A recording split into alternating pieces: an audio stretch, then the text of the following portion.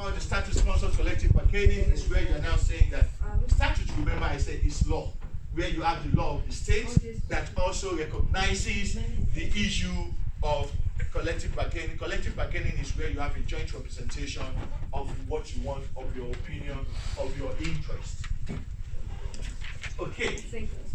There are three main aspects of union structure. Three main aspects of union structure. Okay? When you look at these three main aspects of union structure, the first one they say is the shape of individual union, different organization. Let's say this is a shoemaking factory. Okay? Shoemaking factory. Why is it that Nike, Adidas, where are they produced? Where are they? Far East.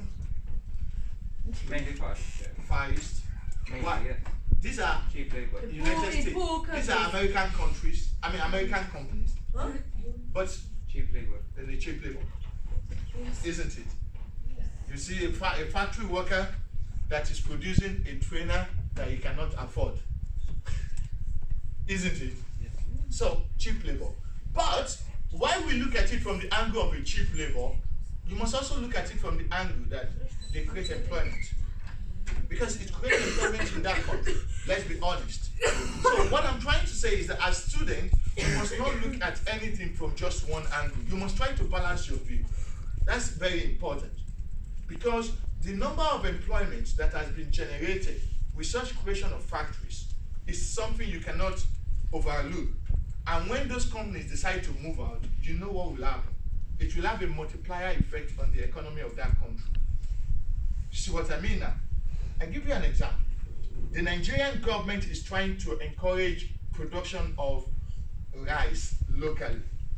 Most of the rice consumed in Nigeria, about 90% of the rice consumed in Nigeria were coming from the Republic of Benin, from Cotonou. Cotonou is just a very tiny country. Even when you produce the rice from your country?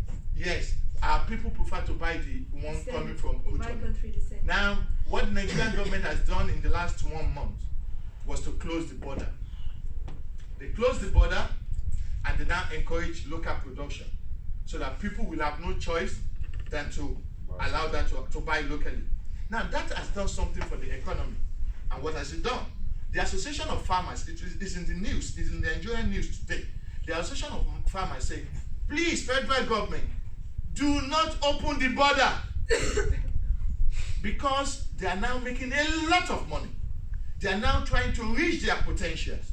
And they are creating a lot of employment as well. And what do you think is happening with Republic of Benin? They are crying. They are crying. The Nigerian government has grounded us. There's no money coming in. They are really crying.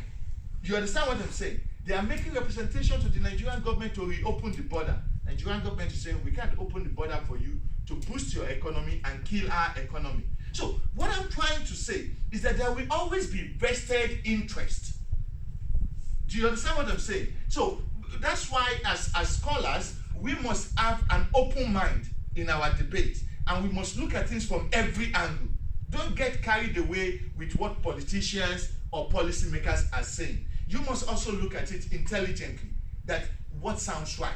So organizations will have individual union. I've just given the example of individual union of association of farmers who now advocate for the need for the government to encourage their local production. Otherwise, they are out of business. Okay? I'm just talking about the issue of Adidas. You go to factory where this is produced, if they have a union, they can say we want our increase in salary from X to Y. Politicians are saying even in the UK, vote me, and I'm going to make sure that the minimum wage is increased. Vote me, I'm going to cancel payment of school fees in the university. Vote me, I don't believe him. Where is he going to get the money? They are playing on the intelligence of the society. If they get to power and they didn't do it, what can you do? 2. Internal governance structure within this individual union. What do you mean by internal governance structure? In the union, you have executives. If there are 500 members of a union, how do you know who will represent you? You must have your executive. The executive may just be maybe 10, 12 people. Then you have different committees. That's the structure we are talking about. There will be executives, there will be committees, finance committee, social committee, like when you say you went on a trip, you understand? When you went on a trip, a social committee would have organized that trip. Do you see what I mean now? So there must be a structure within in order for the union to also function effectively. And the third one, the external affiliation and alliances that individual union enter on a geographical or industry base. What do we mean by external affiliation? Beyond your union, you are also a member of another external body. For example, somebody cited the example of hotel. The Association of Hotel or Trade Union of Hotels now having affiliation with ILO, International Labour Organization. That's an external body. Such that if there is a crisis that you think the country is not taking seriously for you, you can go to ILO. You understand what I'm saying? You have that external relationship so that they can come in and say that, well, we noticed that X number of hotel workers in Britain have been maltreated this way. And it affects the integrity of the country. It affects the rating. When you look at the rate of corruption, the transparency, genuineness of intention, all this affects them. And because this country don't want negative reports of themselves, what do? They tend to listen. They tend to listen. So that's what they mean by having external affiliations and alliances that individual unions enter into. Before I go, any questions? Any question? This will be my last slide. Now, the most common categorization of union, according to their membership, is actually categorized in this way. You have what they call the craft or occupational union. When you talk about the craft or occupational union, of course, it depends on the kind of trade.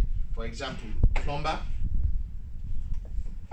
painters, bricklaying. You know, we have different ones. So we can have, for example, association of plumbers or trade union of plumbers. So when the government is making a policy, there are people who represent their own interests. What is in this for us? Why are you bringing external people? For example, the UK was going to host the Olympic and they were going to build an Olympic arena. The association of plumbers in the UK could come together and say that this should not be given to a German company. All the plumbing work, we should be allowed to do it.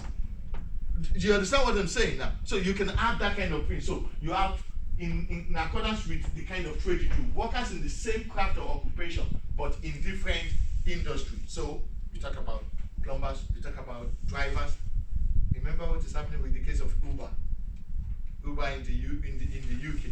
You see what is happening. You understand? Okay, there has been representation. They've been going to court. Now, the black caps... Politics game again. Again, the black caps are not comfortable. Why? Because... You know why? Yeah, because you know why? Uber is cheaper. Uber is easier. Before we see a black cab, I have to get to central London. I can be anywhere and Uber will be there with me. When I arrive at the airport, I don't ask my wife to come and pick me any longer. Don't bother. I just, once I'm getting off the plane, by the time I pick my bag, test Uber, in 2 minutes, it's there. And I'll be home.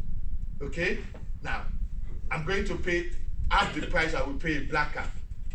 Now, they found a lot of things against Uber, and Uber has lost the case. But that is one angle. The other angle to it is that even the Uber drivers are protesting that they are not being well treated, whether they are employees or self-employed. I don't know if you follow that. Yeah, but it's about the safety reason, because no, it's not a different thing, because the big issue with Uber is that some of the drivers, they didn't give enough data for them. Did you remember that? That's I'm what working they with, That's the I'm working with Uber. You know, everything is clear. We need to provide all data when we join Uber. But the We big need issue to in the beginning was CRB, that Let's everything. finish. Let's You finish. can't- you know, the Uber is different way. You know, they're not asking about, you know, the employees. Everything, we need to provide everything, CRB check, you know, Yeah. the NI numbers, even we are tracking our payments, everything is online. You know. Okay. You Yeah, can't hide anything. I know, So but the big we're issue not taking was cash, anything. So because you might misunderstood. The Uber I drivers. think the issue I'm addressing, Yeah. I know what you are saying. What I'm addressing is the Uber drivers themselves had The their old own national, protest. British They had national their own union. disagreement with Uber company that who pays tax. Am I a self-employed person I'm paying or tax. am I an employee of Uber? If I'm a self-employed or employee, am I going to get pension? No. Uber drivers are not going to get pension. Yet, you want me to work when you want, or can I work when I want? This gentleman is a Uber driver. He's in the class at the moment. If they assign a job to him, he can't do it because he's doing something else.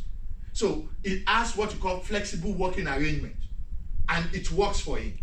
Okay? However, they are now saying that no, you be responsible for your tax. So if I'm responsible for my tax, I'm not pensionable and all of that. That's another argument. But do we have association of Uber drivers? Yes. So we have, but not like black cabs. They are in power. They are strong. They always protesting. They always close. The London Bridge. Yes. So they are in power. That's why. Union. So- So they have stronger union. So the point is this: because the black cab drivers are strong with a strong union, that's why they have been able to challenge Uber. Again, I'm saying that this is one of the significance of trade union. But This is one of the important. some They kind go of stronger. the government like TFL. They are representing them. They are Yeah. backing them to Yeah. black cabs.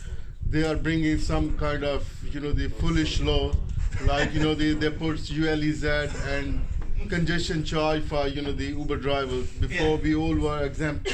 Now the black cabs they are all exempt. Before even they have 20 years old car, Yeah. the diesel car. I think so.